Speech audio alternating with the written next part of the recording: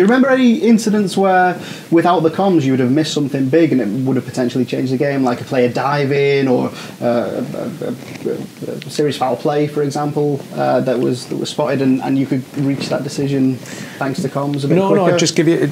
I can't remember any big decisions, but there was some decisions where, for example, the assistant referee would give you a decision and I wouldn't go with it.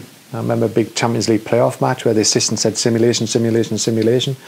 And from my angle, it wasn't simulation. I'd give a penalty. Yeah. And the decision was correct. It was a penalty. So what it does is it gives you a second opinion. Yeah. And I was a referee that never relied. I didn't want to rely on anything. I wanted to see it myself.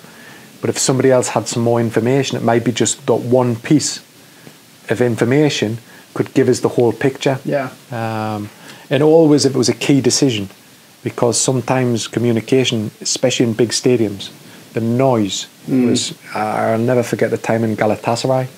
That was the only time I had communication, but I couldn't hear. I couldn't hear anything anybody was saying because it was that loud in the stadium. So even though you had it, it couldn't be used. You talk about that one where the assistant is actually communicating with you. Before comms, that assistant probably would have flagged and gone the opposite way, and it saves that cross communication and being, as the referee, put in an awkward situation by the assistant where you can now give that instruction. No, keep your flag down. I'm overruling. This is what we're doing. Yeah, and also I'll go back to the moment in 2012 with Chelsea Manchester United with the Ober Mikel racist claim. That having the communication that day helped me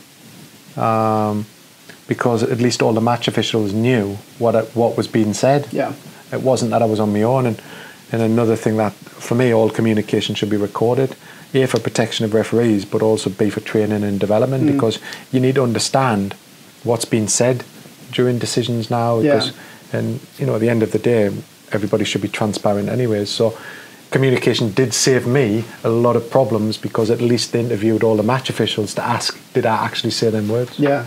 And I suppose as well, if an incident has happened and obviously the player's making their way now off the field of play, you've got a fourth official there who can quickly communicate to the benches to keep them calm, because there's another flashpoint after the red card has been produced, potentially, that can be controlled through comms. And same with the coach, if he's throwing his arms around and disagreeing with one of your decisions, you can actually say to the fourth official, go and have a word with him. If I come across, then it's going to be more severe, so give him his one warning and hope normally that can help. So you don't want to interrupt the game, and communication allows you not to interrupt that game if you can communicate in the right way.